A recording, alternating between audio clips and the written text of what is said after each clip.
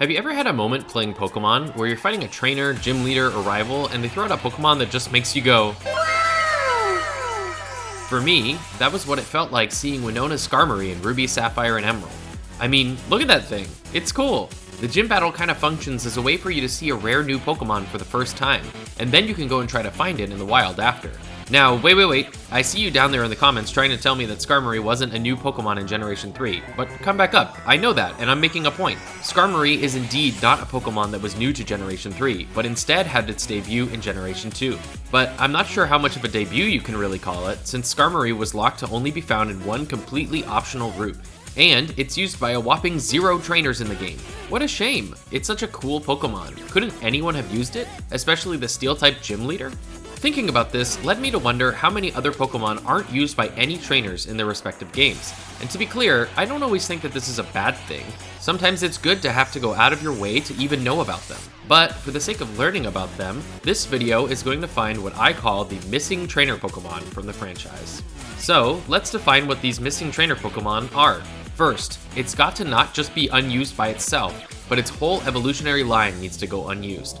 Exceptions can be made for cross-region evolutions. Secondly, it can't be a Pokemon that definitely just makes sense to not be on any trainer teams, like Legendaries, Mythicals, Ultra Beasts, or Paradox Pokemon. Kind of in the same vein of thought, I'm also not going to count boss Pokemon, like Titans or Totems. I know they aren't used by trainers, but you still have to fight them. It's not like you're just finding them in the wild. And finally, any usages that are outside of the main story of the debut games of the generation do not count. I'll define this per generation, but for the most part, this means that the Pokemon's evolutionary line can appear in the game's post-game, enhanced versions, DLC, or sequels, and still be counted as a missing trainer Pokemon if it has no usages outside of those. With that definition out of the way, I'll be looking at the missing trainer Pokemon in every region, and talking about where I think they could fit if we were to give them to a trainer from that region. Let's get started with the first games in the franchise, Red and Blue.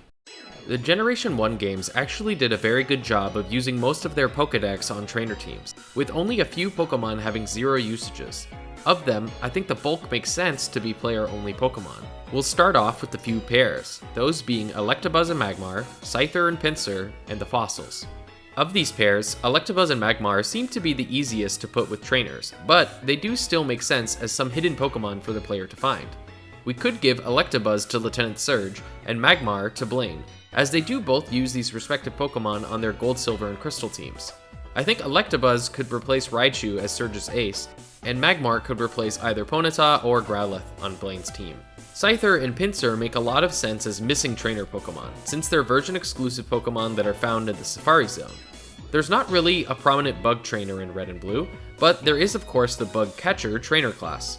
There are 13 trainers of this trainer class in Kanto, and they really stop showing up after you've gotten your 4th badge.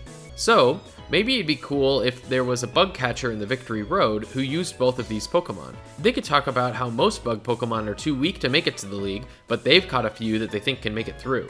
We could also add a Parasect to their team since it only has 1 trainer usage, also in Victory Road by a cool trainer.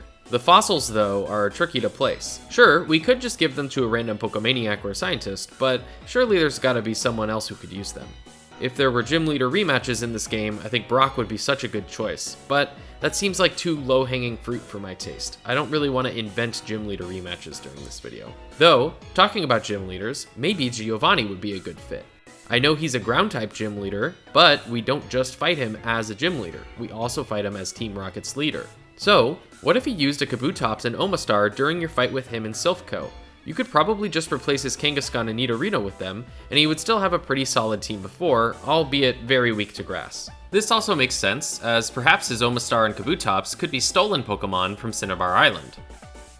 Moving on, we then have Eevee and its first 3 evolutions. Too bad the Kimono girls aren't in this generation to use them, but I do think there's already a trainer that really fits the bill here. See what I did there? Of course I'm talking about the Pokemon researcher Bill. He's seen to use the Eevee line previously, and he gifts you an Eevee in Gold and Silver. So I think we could give him a team of just the evolutions, no Eevee required. Maybe the lore here is that the SS Anne captain would say some nice things about you to Bill, so after the ship sets sail, you could go back and then he would want to battle you. I like the idea of unlockable secret battles, so this seems cool to me. Finally, we're left with 3 seemingly random Pokemon, Snorlax, Porygon, and Ditto. It was hard to figure out who might be a good fit for these Pokemon since there's no normal type specialist in Kanto. Sure, I could tack them onto Bill's team since he's a researcher, but again I feel like that's too easy. So I ended up going with the chairman of the Pokemon fan club. As an avid Pokemon fan, it would make sense that he would have some of these rarer Pokemon, but we'd also of course have to give him Rapidash and Fearow since he says those are his favorites. Maybe he would let you battle him once you complete the Pokedex. Next up, we have Gold and Silver from Generation 2. Now, if you're watching Pokemon videos on YouTube, I'm probably not the first one to tell you that these games are notorious for not using a lot of their newly added Pokemon. This goes beyond the complaints about Chuck not using Heracross or Morty not using Misdreavus, as a lot of the new Pokemon in this generation have zero trainer usages at all, even in the post-game, which I decided to include for this one since the Gen 2 experience just isn't really complete without it. But anyways, to start Johto off, we're going to go over Pokemon that I think could easily be given to gym leaders. We'll start with Bugsy and Yanma. When people talk about giving Bugsy new Pokemon, I feel like Pineco and Heracross are always mentioned, but Yanma makes a lot of sense to me. It just seems like an early game Pokemon to me, and it could easily replace either Kakuna or Metapod. Then, I think we could give Whitney a Togetic. Togepi is also one of these Pokemon that I think makes sense to be only a player Pokemon, but its cute aesthetic would fit right in with Whitney.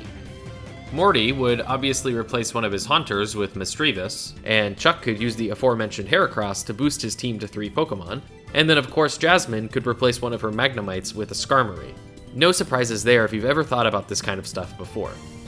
Then, I think it would be really easy to just boost some of the other Kanto gym leaders to 5 Pokemon by giving Misty a Lantern and Erica a Sunflora, even if Sunflora is a little underpowered for her team. After all of those, we have the Tyranitar line, which a lot of people think would fit right on Karen's team, maybe replacing Gengar or Vileplume since they aren't dark types. Next, there's Gligar, which seems like a good Team Rocket Pokemon, so maybe we'll give it to the Rocket Executive that you fight in the radio tower. Then we've got Unknown, Wobbuffet, and Smeargle. Unknown and Wobbuffet are of course Psychic types, but definitely don't fit on Elite Four Will's team. However, Unknown and Smeargle are both found in the Ruins of Alph, and there's only one trainer in this location, Psychic Nathan, so maybe we could give him these two. I think Wobbuffet would also just make sense for him since he's a Psychic type user. From there, we have a bunch of baby Pokemon. We've already talked about the Togepi line, and I think Tyrogue would just really easily fit on Kaio's team in Mount Mortar. As for the other 6, I don't think they're quite strong enough to be on any gym leader teams, so maybe a breeder character, perhaps by the Pokemon Daycare, could have all 6 of them to kind of show off this new category of Pokemon. There's still 6 Pokemon left over, and I'm not going to put them all on one team, but I do think that some of them could be grouped together. Stantler, Sudowoodo, Dunsparce, and Shuckle.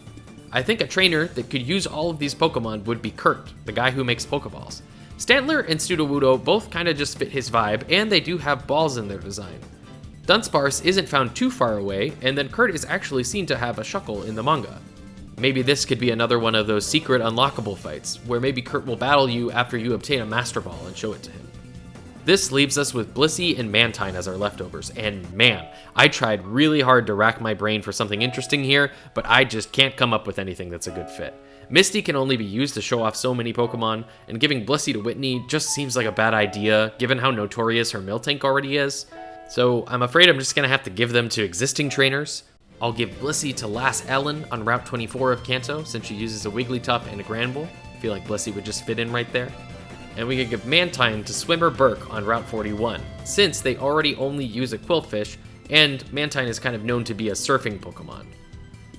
Hey, if you're enjoying the video so far, why not subscribe for more content like it? This channel has grown really fast over the last couple of months, but despite that, 97% of my viewers remain unsubscribed. If you've been a serial watcher of my content, just hitting that button would help me out a ton. Thanks! But now let's move on to Hoenn in the Generation 3 games, Ruby and Sapphire. These games make things a lot easier than before, as only a handful of Pokemon from their portion of the National Dex aren't used by trainers. You can definitely see the shift in philosophy between Gens 2 and 3 here. The first missing trainer Pokemon we'll talk about here are 2 that could be remedied by just using teams from Emerald version. The first being Winona using a Tropius, and Sydney using a Crawdont. You could just take their Emerald teams out right here.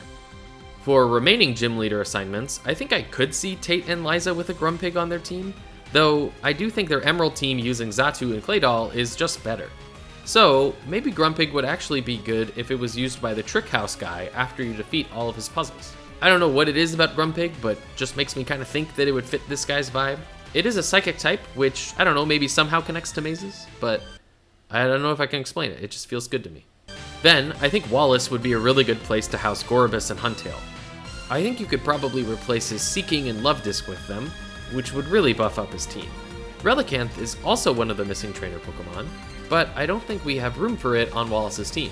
So, maybe it'd be cool if you could find Hoenn in Sootopolis City or nearby, who could then use this Pokemon among some others, and he could maybe foreshadow Wallace's aspirations of becoming champion and his desire to replace Wallace if he leaves. I know that Emerald isn't a sequel to Ruby and Sapphire, but it just would have been a cool Easter egg for us to look back on. From there, we have Wynot and Chimecho, which I think would both be really good fits for Wally. Definitely not on his final team, I think it's pretty good as it is, but they'd maybe be nice additions for his team that you fight in Mauville City. I've always thought it's weird that he's been able to make it all the way from Petalburg with just a Ralts, so maybe having these two other Pokemon and maybe a Swablu to foreshadow his future Altaria would make some sense here. Lastly, there's the Swalot line, which really surprised me when I found that out. I seem to have a core memory of your rival having one of these on your way to Mauville City, but I guess I was just getting confused because this is the route where you find Gulpin. As a pure poison type, I'm very surprised that no one on Team Aqua or Magma uses them, but I guess that makes sense since those two teams already have very strong type connections. That being said, I think Swalot would make a really good addition to either Shelly or Courtney's team when you battle them in the Seafloor Cavern. And now we arrive at Generation 4 with Diamond and Pearl. Similarly to Generation 2, these games made the interesting choice of locking a lot of new Pokemon, specifically for this generation, new Pokemon evolutions, behind the postgame. In fact, all the missing trainer Pokemon for these two games fall into this cross-region evolutionary category. This was of course fixed in Pokemon Platinum, so a good chunk of these assignments would just make sense going to the leaders who used them in that updated version. Those are Frostlass used by Candace, Electivire by Volkner, Yanmega by Aaron, Rhyperior and Gliscor by Bertha, Magmortar by Flint, Gallade by Lucian, and Togekiss by Cynthia. But of course from here, you do still have a few left over. Glaceon and Leafeon could perhaps go to their type-respective gym leaders, especially because the moss and ice rocks needed for those evolutions are found right outside the gyms.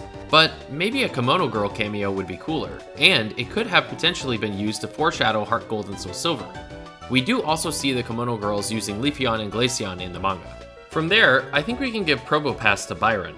Now, I know that in Platinum, Probopass is used on Rourke's rematch team, but I've been trying to stay away from rematch teams this video since it's a little too much of a cop-out.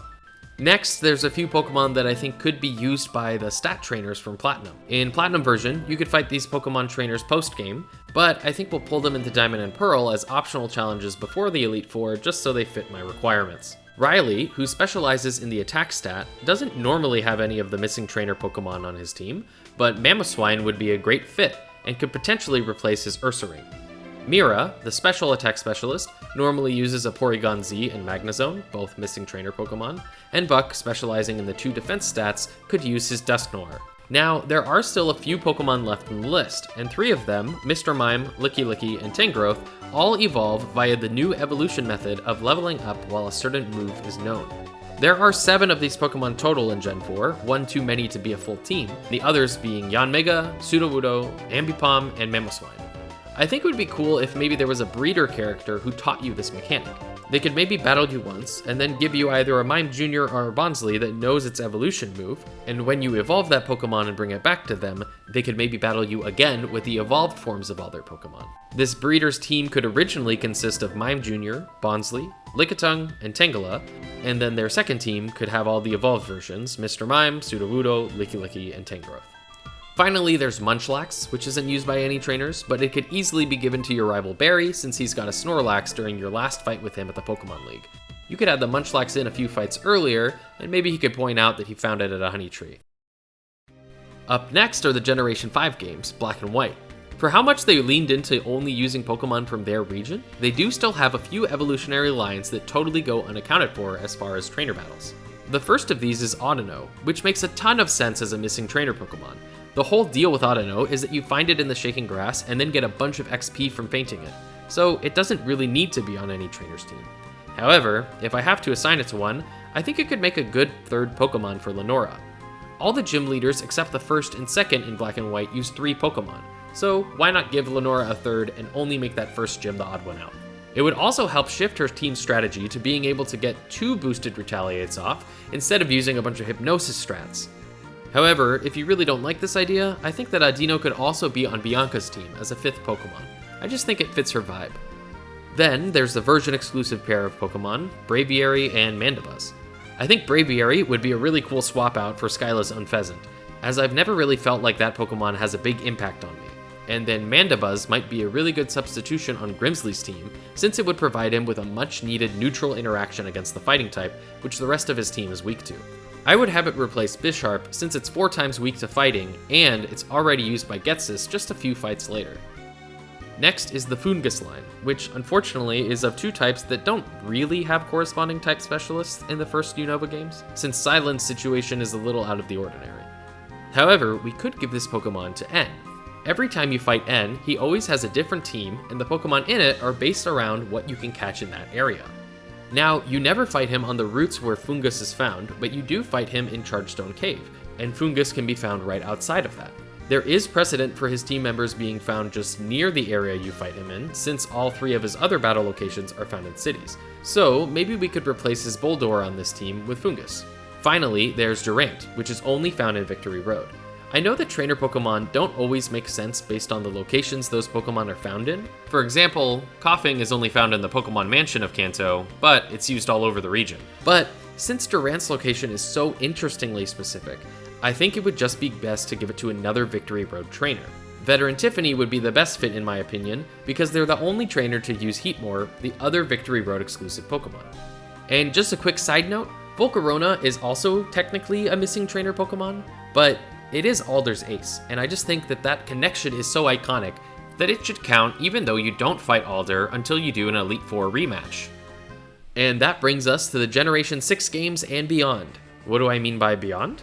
Well, from this point out, the games actually got really good at using all the new Pokemon they introduced. In fact, Kalos has 0 unused evolutionary lines or new evolutions, so there's not even content to talk about for them. In Alola, there's only 1 Pokemon that's missing from trainers, and that's Minior, who I think would be a really good fit for the Kahuna Olivia's first team. I think it's much more interesting than her having a Nosepass or a Boulder, and for a game that's about the sun and the moon, I feel like a Pokemon that's based on a meteor is just too hard to pass up. Sword and Shield don't have too many missing trainer Pokemon, only 6 lines total, but that number's a lot smaller than it seems to be. The first of these is Runerigus, which I always seem to remember being on Alistair's team, so I thought I could just put it there. I think a good way to handle this would be to downgrade his Cursula into a Galarian Corsola, and then have his Galarian Yamask become Runerigus. He does use Runerigus on his Champion Tournaments team, so it seems like a good fit. Similarly, there's Mr. Rhyme, which I think could fit on Melanie's team pretty easily. In a perfect world, I think you could replace her Lapras with it to give her an all-Galar team, but in order to keep her still having a G-Max Pokemon, we can replace Galarian Darmanitan with it, since it's used by Gentleman Glen on Route 10, and her other 2 Pokemon are only used by her. Lastly for Gen 8, there's all 4 of the fossil Pokemon, Arctozolt, Dracozolt, Dracovish, and Arctovish. I don't think that type specialists are the way to go here, but I think it would be cool if maybe there was an Easter egg where you could fight the Digging Duo in a double battle where they use all 4 of these Pokemon only after you've resurrected all 4 of these Pokemon from fossils. It could even be kind of like the Master Trainer battles in Let's Go Pikachu and Eevee, where you have to use those 4 Pokemon as well. And finally, that brings us to the most recent games, Scarlet and Violet. The only missing trainer Pokemon from the main story of the game are Cyclizar and the Goldengo lines. Since Cyclizar is technically the present form of whichever legendary you get in the game, I thought it might be fun to give it to Nemona. We know that the teams she uses against you are just ones that she caught to kind of go alongside you in your journey. So I think it would make sense if she purposely caught a Cyclizar to mirror the fact that either Koraidon or Miraidon are following you around. Goldengo then really just should go to Gita in my opinion. I think it would have been the perfect Pokemon for the champion to use in a game that's all about the big treasure hunt. Plus, it has a lot of impact after seeing all those Gimmighouls all over the open world. So that's every missing trainer Pokemon from the main series games. If you like this video and want to support the channel, you can like it, subscribe, or share. Another way that would really help me is if you just watch another one of my videos directly after this one. That will really help me out with the algorithm, and every little bit will help get these videos out to more people. With that, I'll catch y'all in the next video.